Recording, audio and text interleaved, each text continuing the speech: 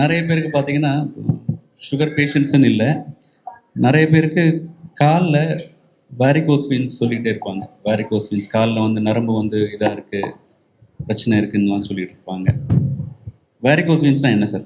உடம்புல வந்து பார்த்தீங்கன்னா, பேசிக்கா வந்து 2 டைப் ஆஃப் ரத்த குழாய்ங்க இருக்கு. ரத்த நாளங்கள் இருக்கு. ஒண்ணு வந்து ஹார்ட்லேருந்து ஆக்ஸிஜனை வந்து எப்படி மத்த உறுப்புகளுக்கோ, காலுக்கோ, கைக்கோ வந்து கூட்டிட்டு போற ரத்த குழாய்ங்க. அது பேர் ஆர்டரீஸ்ன்னு சொல்லுவோம்.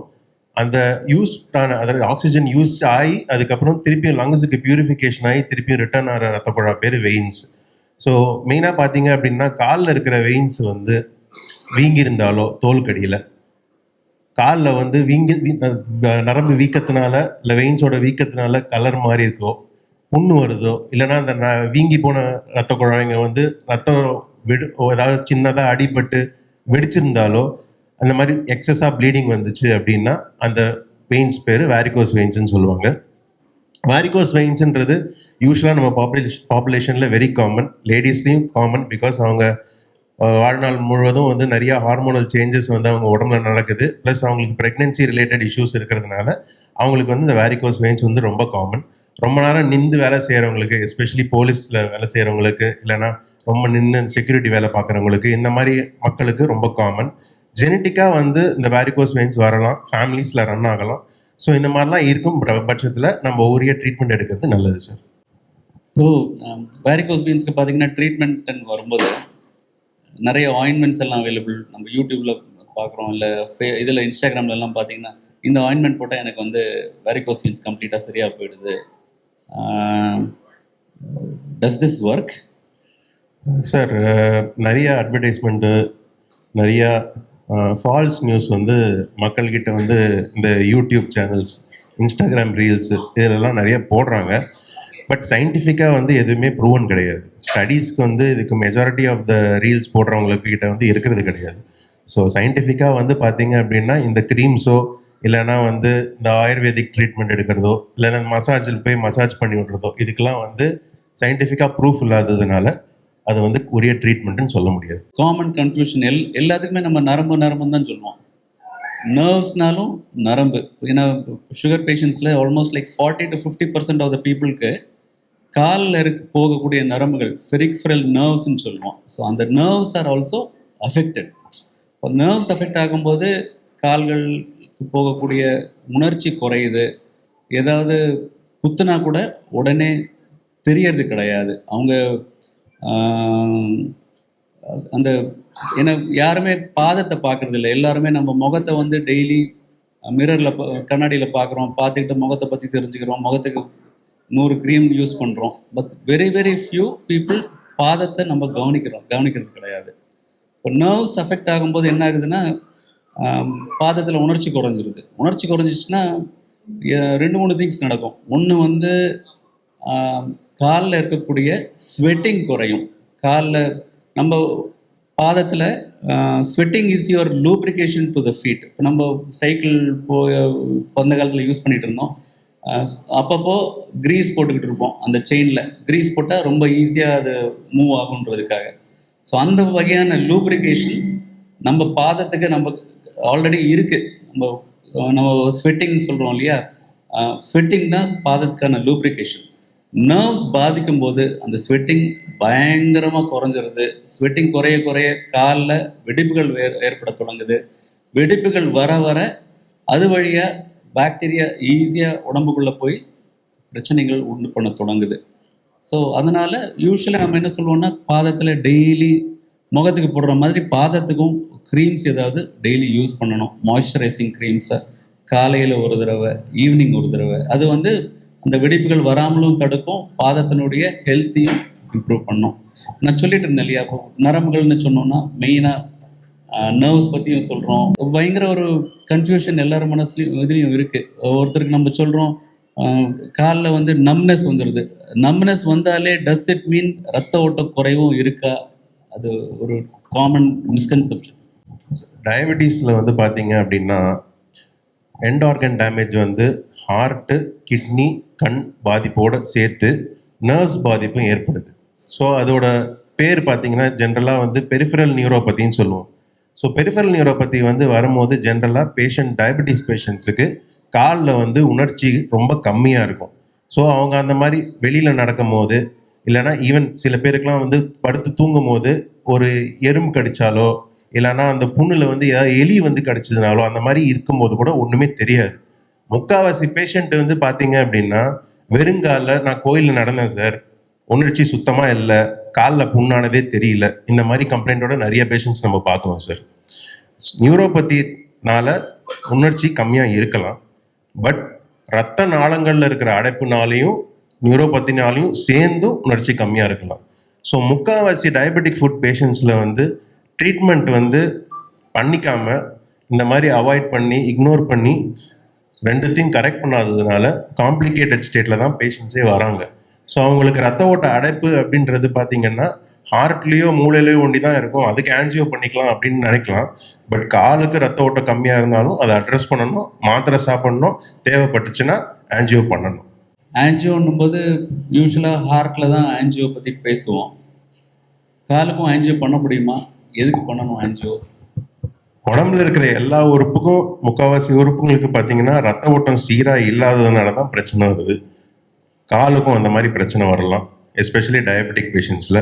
டயபெட்டிக் பேஷண்ட்ஸில் பார்த்தீங்கன்னா மைக்ரோ ஆன்ஜியோபதின்றது கண்ணுக்கே தெரியாத சின்ன சின்ன ரத்த குழாய்களில் பிரச்சனை வரலாம், ப்ளஸ் மேஜராக சப்ளை பண்ணுற ரத்த குழாயிலும் பிரச்சனை வரலாம்.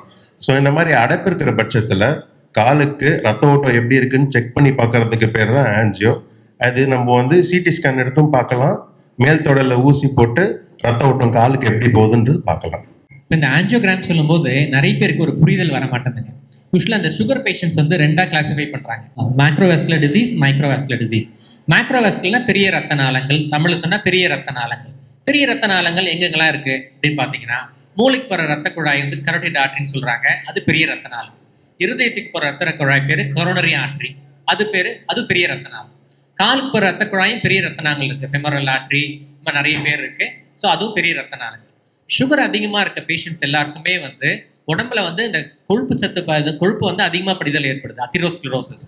ஸோ ஒருத்தருக்கு காலுக்கு போகிற ரத்த குழாய் பாதிப்பாகுது அப்படின்னா, மூளைக்கு போகிற ரத்த குழாயிலையும் சரி, இருதயத்துக்கு போகிற ரத்த குழாயிலையும் சரி பாதிப்பு இருக்கிறதுக்கு வாய்ப்பு இருக்கு. இது ஏன் அப்படின்னா, ஒரே உடம்பு தான், அந்த உடம்பு வந்து பல ரத்த குழாய்கள் பல உறுப்புகளுக்கு சப்ளை பண்ணுது. இருதயத்துக்கு சப்ளை பண்றது கொரோனரி ஆர்ட்ரி, மூளைக்கு சப்ளை பண்றது கரோட்டிட் ஆர்ட்ரி, காலுக்கு சப்ளை பண்றது ஃபெமரல் ஆர்ட்ரி சிஸ்டம். ஸோ இதே மாதிரி நிறைய சிஸ்டம் இருக்கு. ஸோ ஒரு சிஸ்டத்துல பிரச்சனை வந்துச்சுன்னா இன்னொரு சிஸ்டத்துலயும் வரதுக்கு வாய்ப்பு இருக்கு. இதை தவிர மைக்ரோ ஆன்ஜியோபதின்னு சொல்லிட்டு சிறு ரத்த குழாய்கள். சிறு ரத்த குழாய்கள் எங்க இருக்கு? கண்ணுக்கு போறது சிறு ரத்த குழாய், கண்ணு. அப்புறம் கிட்னிஸ் போறது, அதுவும் சிறு ரத்த குழாய். அப்புறம் கால நரம்பு பத்தி எவ்வளவு நேரம் பேசிட்டாங்க பாத்தீங்களா, அதுக்கும் சில சின்ன பிளட் சப்ளை போகும், ஸ்மால் பிளட் வெசல்ஸ். ஸோ இது மூணுமே அஃபெக்ட் ஆகும் வாய்ப்பு இருக்கு. ஸோ நான் என்ன பாயிண்ட் ஆன்ஜியோ பத்தி சொல்ல வரேன்னு நினைக்கிறேன்னாக்கா, எந்த உறுப்புக்கு ரத்த குழாயில அடைப்பு ஏற்படும் போது அந்த உறுப்புக்கு வேண்டிய உணவு, அந்த அந்த பிளட் சப்ளை கம்மியாகும் போது அந்த திசுக்களுக்கு அந்த ஆக்சிஜனோ அதனுடைய நியூட்ரிஷனோ கிடைக்காம போயிடும். ஸோ அந்த உறுப்பு அதனால வந்து முதல் சிம்டமா என்ன வரும் அப்படின்னாக்கா, நிறைய பேருக்கு வலி வரும். காலுக்கு போகிற ரத்த குழாய் கொஞ்சம் தூரம் நடந்த உடனே எனக்கு கால் வலிக்குது, கால் வந்து எனக்கு நடந்த பிறகு கால் வலிக்குது அப்படின்னா காலுக்கு போகிற ரத்த குழாயில அடைப்பு இருக்கிறதுக்கு வாய்ப்பு இருக்கு. இதே ஹார்ட்லாம் எப்படி சொல்லுவீங்க சார் அப்படின்னா, நான் நார்மலாக உட்காந்துதான் எனக்கு ஒன்றும் இல்லை, 1 மாடி 2 மாடி ஏறினா எனக்கு நெஞ்சு வலிக்குது அப்படின்னா, ரெஸ்ட் ஸ்டேட், உட்கார்ந்துருக்க சூழ்நிலையில் வந்து அந்த பிளட் சப்ளை போதுமானதாக இருக்கு. ஆனால் அதே இது அந்த ஹார்ட்டுக்கு வேலை அதிகமாக கொடுக்கும்போது அதனுடைய டிமாண்ட், அதனுடைய அதிகமாக ரத்தம் தேவைப்படும். இப்போ ஹார்ட்டுக்கு ரத்த ஓட்டம் வந்து அதிகமாக வேலை செய்யும் போது, அதிகமாக சப்ளை இல்லாமல் போகும்போது, அதுக்கு ரத்த குழாயில் அந்த அடைப்பு ஏற்படும் போது அதனுடைய வலி வந்து நம்ம உணர்வோம். நம்ம இப்போ நான் வந்து சாதாரணமாக நடந்துட்டு இருந்தேன், எனக்கு ஒன்றும் பிரச்சனை இல்லை, இப்போ அதே தூரமே என்னால் நடக்க முடியல, நடக்கும்போது நெஞ்சு பாரமாக இருக்குது, ஒரு வெயிட் வச்ச மாதிரி இருக்குது. ஸோ இதெல்லாம் வந்து இருதயத்துக்கு ரத்த குழாயில் அடைப்பு இருக்கிறதுக்கான அறிகுறிகளாக நடக்கும். அதே மாதிரி நடக்கும்போது காலில் வலி வந்துச்சுன்னா அதுவும் காலுக்கு ரத்த குழாயில் அடைப்பு இருக்கிறதுக்கு பிரச்சனை இருக்குதுன்னு நினைப்போம். அதே மாதிரி மூளைக்கு ரத்த குழாயிலும் சில ப்ராப்ளம் வரும். திடீர்னு பார்த்தா எனக்கு வந்து ஒரு கை ஒரு கால் கொஞ்சம் லைட்டாக வீக் ஆச்சு, அப்புறம் தானாக சரியாயிடுச்சு. ஸோ இந்த ரத்த குழாய் எல்லாமே ஒரே சைஸ்லேயே இருக்கும், ஒரே சைஸ்லேயே இருக்கும். ஸோ ஒரு ரத்த குழாயில் ஒரு சிஸ்டம் ப்ராப்ளம் இருக்கும்போது இன்னொரு சிஸ்டம்ல எதனா பிரச்சனை வருதா நாங்கள் தேடுவோம். இந்த பிளாக் இருக்கான்னு பார்க்குற டெஸ்ட் பேர் தான் ஆன்ஜியோகிராம். அது சிடி ஸ்கேன் முறையிலையும் பண்ணலாம், நேரடியாக வந்து அந்த டையை செலுத்தியும் பண்ணலாம். ஹார்ட்டுக்கு பண்ணால் அது பேர் கொரோனரி ஆன்ஜியோகிராம், பிரெயினுக்கு பண்ணால் செரிப்ரல் ஆன்ஜியோகிராம், காலுக்கு பண்ணால் பெரிஃபரல் ஆன்ஜியோகிராம். பேர் தான் வேற. பட் ஹார்ட்டுக்கு போகிற ரத்த குழாயோ, காலுக்கு போகிற ரத்த குழாயோ, மூளைக்கு போகிற ரத்த குழாயோ தேவைப்பட்டுச்சுன்னா அந்த செக்அப் வந்து கண்டிப்பாக செஞ்சு பார்க்கணும். ஏன்னா அந்த பிரச்சனை முழுசாக அடைப்பாயிடுச்சுன்னு வச்சுக்கோங்களேன், அது என் ஸ்டேஜுக்கு போயிடும், கடைசி இடத்துக்கு போயிடும். அப்புறம் அந்த காலை கட் பண்ணுற நிலை வரும், ஹார்ட்டுக்கு வந்து பைபாஸ் பண்ணுற நிலைமை வரும். ஸோ இது மாதிரி பல பிரச்சனைகள் வரும். ஸோ இது வந்து முன்கூட்டியே அந்த உணர்வு நம்ம வந்து இது மாதிரி எனக்கு பிரச்சனை இருக்கு அப்படின்னு நம்ம தெரிஞ்சுக்கிட்டு முன்கூட்டியே செக்அப் பண்ணி பார்க்கறது ஆக்சுவலாக பெட்டர். சார் சொல்றதுல கொஞ்சம் கண்டினியூ பண்ணி பேசணும் அப்படின்னா, 40% ரத்த குழாய் அடைப்பு வந்து காலில் இருக்குன்ற பட்சத்தில் கண்டிப்பாக ஹார்ட்லேயும் அந்த ரத்த ஓட்ட அடைப்பு இருக்கும். அதை கண்டிப்பாக நம்ம வந்து இக்னோர் பண்ண முடியாது. பேஷண்ட்டுக்கு வந்து சிம்டம்ஸே இல்லைன்னாலும் அதை செக் பண்ணி பார்த்துக்கிறது ரொம்ப நல்லது. அதே மாதிரி முக்காவாசி மக்கள் தவிர, பொதுமக்கள் தவிர, முக்காவாசி நார்மலாக இருக்கிற ஜென்ரல் ப்ராக்டிஷனர்ஸ், பேசிக் டாக்டர்ஸ் அவங்களுக்கெல்லாமே வந்து ரத்த நாள அறுவை சிகிச்சைன்னு ஒரு பிரிவு இருக்குது அப்படின்றது தெரியாது. ஸோ ரத்த நாள அறுவை சிகிச்சை பிரிவு எதுக்கு இருக்குது அப்படின்னாலே இந்த மாதிரி பெரிஃபரல் வாஸ்குலர் டிசீஸை ஐடென்டிஃபை பண்ணுறதுக்காக தான் இந்த முக்காவாசி டிபார்ட்மெண்ட்ஸு தமிழ்நாட்டில் ஆரம்பிச்சிருக்கோம். எல்லா முக்காவாசி மேஜர் கவர்மெண்ட் மெடிக்கல் காலேஜஸ்லையும் இந்த ரத்த நாள அறுவை சிகிச்சை பிரிவு இருக்குது. தமிழ்நாட்டிலே இருக்கிறதுக்குள்ளேயே இந்தியாவிலேயே நம்ம நிறைய வாஸ்குலர் சர்ஜன்ஸ் இருக்கிற ஸ்டேட்டு நம்ம ஸ்டேட்டு தான். ஸோ அதனால் எல்லா டயபெட்டிஸ் இருக்கிற பேஷண்ட்ஸும் பெரிஃபரல் வாஸ்குலர் டிசீஸ் இருக்கா இல்லையான்னு செக் பண்ணி பார்க்கறது நல்லது. ஹார்ட்டை பற்றி பேசணும், கிட்னியை பற்றி பேசணும். இப்போது டயபெட்டிஸ் வந்து மூட்டுகளை எப்படி பாதிக்குதுங்கய்யா? ஸோ டயபெட்டிஸ் வந்து மூட்டில் எப்படி பாதிக்குன்னு பார்த்தீங்கன்னா, டைரக்ட் காம்ப்ளிகேஷன் ஒன்று இருக்குது, இன்டைரக்ட் காம்ப்ளிகேஷன் ஒன்று இருக்குது. ஸோ இன்டைரக்ட் காம்ப்ளிகேஷன் தான் ரொம்ப ஜாஸ்தி. இப்போ நிறைய பேர் பார்ப்போம், என்னுடைய கிளினிக்கோ இல்லை எமர்ஜென்சி இதுலேயே வருவாங்க, நிறைய வயசானவங்க வருவாங்க. சார் நான் பாத்ரூம் போனேன், டக்குன்னு வலிக்கு நான் கீழே விழுந்துட்டேன். ஸோ எனக்கு வந்து செக் பண்ணி பார்க்கும்போது அவங்களுக்கு இடுப்பெலும்பு உடைஞ்சிருக்கும், இல்லை முதுகெலும்பு உடைஞ்சிருக்கும். இது ஏன் அதிகமாக வயசானவங்களுக்கு நடக்குது? எஸ்பெஷலி டயபெட்டிக் பேஷண்ட்ஸ் ரொம்ப அதிகமாக நடக்கும். இது ஏன் நடக்குது அப்படின்னு இப்போ சார் வந்து உங்களுக்கு நியூரோபதி அப்படிங்கிற ஒரு இது என்ன அப்படின்னு சொன்னார். அதாவது நியூரோபத்தின்னா காலுக்கு போகிற சின்ன சின்ன நரம்புகள் வந்து டேமேஜ் ஆகிருக்கும். ஸோ அது டேமேஜ் ஆனனால உடம்புக்கு வந்து போகக்கூடிய பொசிஷன் சென்ஸ் அது வந்து டேமேஜ் ஆகும். பொசிஷன் சென்ஸ் வந்து மூளைக்கு போகாது. பொசிஷன் சென்ஸ் அப்படின்னா என்ன அப்படின்னா, இப்போ வந்து ஒரு கால் வந்து லைட்டாக இப்போ படிக்கட்டு இறங்குறோம், லைட்டாக ஸ்லிப் ஆகுது. ஸ்லிப் ஆகும்போது நம்ம கை வந்து ஆட்டோமேட்டிக்காக ஏதோ ஒன்று பிடிக்க தேடும். ஸோ அதுதான் பொசிஷன் சென்ஸ். அது வந்து காலில் இருந்து அந்த ஸ்லிப் ஆகக்கூடிய அந்த சென்ஸ் வந்து உங்கள் மூளைக்கு போகாது. அது போகாதனால உங்கள் கை வந்து எதையுமே அந்த அதாவது வாலண்டரி மூவ்மெண்ட் எதுவுமே வராது. ஸோ அது வராதனால நீங்கள் ஆட்டோமேட்டிக்காக கீழே விழுந்துருவீங்க. ஸோ கீழே விழும்போது எலும்பு வந்து உடஞ்சிரும். அதுவும் வயசானவங்களுக்கு ஏன் உடையுது அப்படின்னா, அந்த அவங்களுடைய எலும்பு போன் டென்சிட்டி அது வந்து ரொம்ப கம்மியாக இருக்கும். ஸோ அவங்களுக்கு ஈஸியாக வந்து எலும்பு உடஞ்சிரும். ஸோ இது ப்ரிவென்ட் பண்ணுறதுக்கு ஒரு சிம்பிளான ஒரு சொல்யூஷன் என்ன அப்படின்னா, நம்மளுடைய லைஃப் ஸ்டைலில் சின்ன சின்ன சேஞ்சஸ் பண்ணிக்கணும். எப்படி அப்படின்னா, இப்போ வந்து நைட் டைமில் தான் யூஸ்வலாக இதெல்லாம் நடக்கும். ஸோ உங்களுடைய யூஸ்வலாக எப்போ நடக்கும் அப்படின்னா, அவங்க வந்து ஒரு பாத்ரூம் எந்திரிச்சு ஒரு பாத்ரூம் போவாங்க, அந்த டைமில் நடக்கும். அப்படின்னா உங்களுடைய பெட்டை வந்து பாத்ரூம் பக்கத்தில் வச்சுக்கிறது, உங்கள் வாக்கிங் ஸ்டிக்கு வந்து பக்கத்துலேயே வச்சுக்கிறது, பெட்டை விட்டு எந்திரிச்சாவே வாக்கிங் ஸ்டிக் எடுத்து பழகிறது. ஸோ இதெல்லாம் நீங்கள் யூஸ் பண்ணும்போது உங்களுக்கு வந்து அந்த கீழே விழுறதுக்கான வாய்ப்புகள் ரொம்ப கம்மியாகும். ஸோ டயபெட்டிக்னால ஃப்ராக்சர்ஸ் ஆகக்கூடிய ரிஸ்க் வந்து ரொம்ப ரொம்ப ஜாஸ்தி, எஸ்பெஷலி டயபெட்டிக் நியூரோபதி இருக்கும்போது. இது வந்து இன்டைரக்ட் காம்ப்ளிகேஷன். இது ரொம்ப காமனாக இருக்கிறது நம்ம கம்யூனிட்டியில். டைரக்ட் காம்ப்ளிகேஷன் ஒன்று இருக்குது. இது வந்து சார்கோட்ஸ் ஃபுட்னு அப்படின்னு சொல்லுவோம். இது நிறைய பேர்த்துக்கு இதனுடைய இது என்னன்னு அப்படின்னு நான் தெரியாது, நான் உங்களுக்கு என்னன்னு சொல்கிறேன். சார்கோட்ஸ் ஃபுட் அப்படின்னா என்னென்னா, நம்மளுடைய காலில் வந்து எலும்புகள் வந்து சின்ன சின்ன எலும்புகளால் ஆனது. ஸோ அந்த எலும்புகளில் வந்து போகக்கூடிய நரம்புகள் டேமேஜ் ஆகி அந்த ஜாயின்ட்ஸ் எல்லாமே வந்து ரொம்ப லூஸ் ஆயிரும், ரொம்ப லேக்ஸ் ஆயிரும். அதனால அந்த காலோட அலைன்மெண்ட் வந்து கம்ப்ளீட்டாக சேஞ்ச் ஆயிரும். ஸோ இதுதான் சார்கோட்ஸ் ஃபுட் அப்படின்னு சொல்லுவோம். சார் அப்புறம் நிறைய ஆல்மோஸ்ட் லைக் ஒரு 30-40 வயசுக்கு மேலே பார்த்தீங்கன்னா எல்லாருக்குமே மூட்டு வலின்னு வந்துட்டு இருக்கு. ஸோ மூட்டு வலிக்கு ஏதோ ஒரு மாத்திரை கடையில் வாங்கி போட்டுக்கிறோம், aspirin, Dolo, different types of tablets போடுறோம். இந்த ஆஸ்டியோ ஆர்த்ரைட்டிஸ்ன்னு சொல்லுவோம்னு நினைக்கிறேன் இல்லையா, அந்த காலில் வரக்கூடிய மூட்டு வலி. ஸோ மூட்டு வலியை எப்படி ஈஸியாக நம்மளால் மேனேஜ் பண்ண முடியும்? மூட்டு வலி வந்தால் என்ன பண்ணுறது, என்னதெல்லாம் நம்ம கவனிக்க வேண்டியிருக்கோம்? இந்த தாட்ஸ் என்ன? ஸோ இப்போ பார்த்தீங்கன்னா நிறைய பேர்த்துக்கு சின்ன வயசுலேயே ஹார்ட் அட்டாக்ஸ் வருது, நிறைய பேர்த்துக்கு 40 வயசுலேயே அந்த ஹார்ட் அட்டாக்ஸ் இதெல்லாம் வருது. சேம் ப்ராப்ளம் முதல்லலாம் வந்து மூட்டு வலி அப்படிங்கிறது ஒரு 60 வயசுக்கு மேலே தான் வந்துட்டு இருந்தது எல்லாத்துக்குமே. இப்போ வந்து பார்த்தீங்கன்னா ஒரு 40 வயசு 45 வயசுலேயே அது வந்து ஸ்டார்ட் ஆயிடுச்சு. இதுக்கு ஒரு பெஸ்ட் எக்ஸாம்பிள் என்னோட கிளினிக்கில் நான் பார்க்கும்போது ஒரு அம்மாவும் அவங்க பொண்ணும் வந்தாங்க.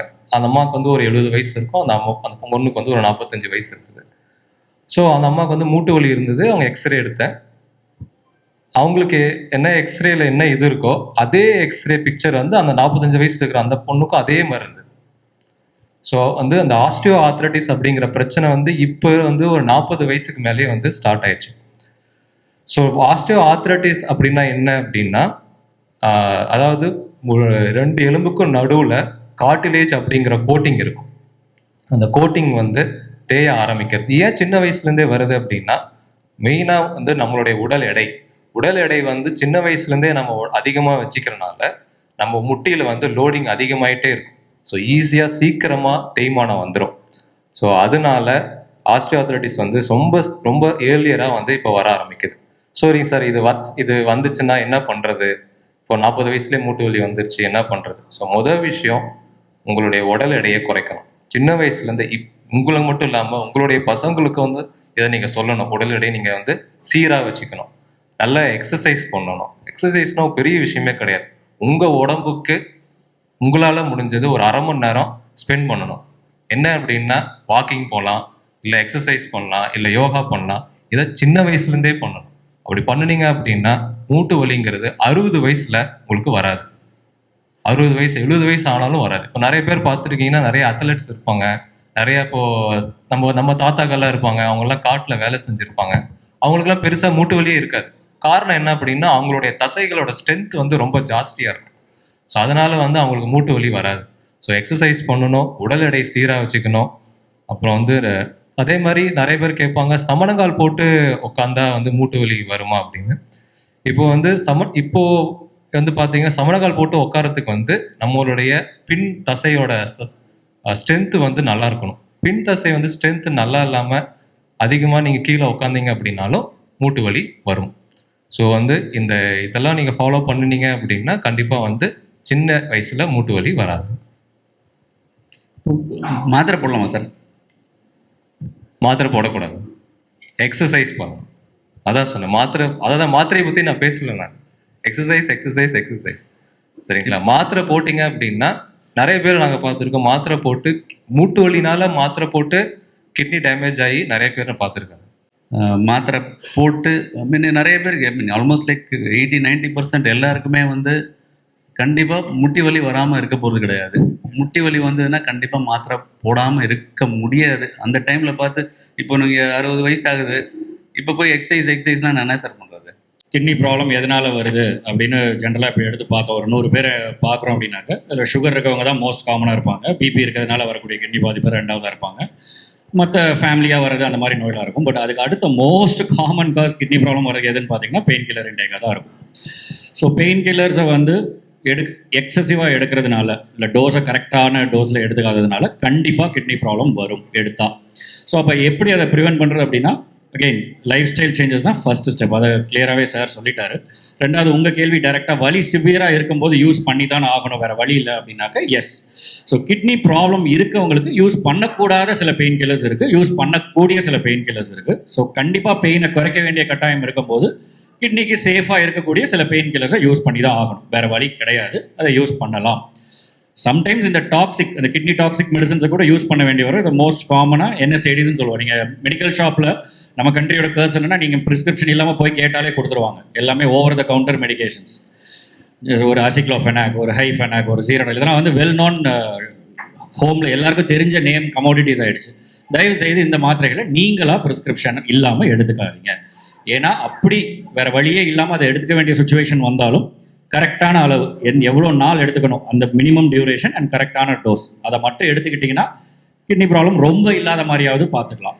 பட் ஜென்ரலாக லாங் டேர்ம் க்ரானிக் யூஸ் எடுத்துக்கிட்டிங்கன்னா எஸ், கிட்னி ப்ராப்ளம், நாள்பட்ட கிட்னி வியாதி வர்றதுக்கு ஒரு முக்கியமான காரணம் இந்த chronic pain killer medicines usage தான். ஸோ அதை அவாய்ட் பண்ணிக்கணும். பிரசாதராவ் சார், இப்போ நீங்கள் HbA1c சொல்கிறோம் இல்லையா?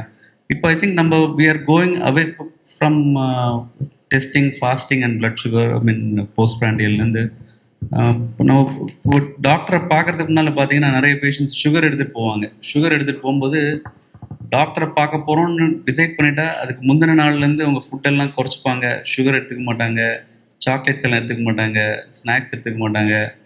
அப்போ பார்க்கும்போது ஃபாஸ்டிங் பார்த்தா 100 இருக்கும். சாப்பிட்ட அப்புறம் பார்க்குறது பார்த்தீங்கன்னா 150க்குள்ளே கொண்டு வந்துட்டு இப்போ டாக்டர்கிட்ட பார்த்து சார் என் சுகர்லாம் கரெக்டாக இருக்குன்னு சொல்லுவாங்க. பட் அதே சமயம் அவங்களுடைய இஷ்யூஸ் பார்த்தீங்கன்னா சுகர் ரிலேட்டட் இஷ்யூஸ் நிறைய பார்த்துக்கிட்டே தான் இருக்கும்.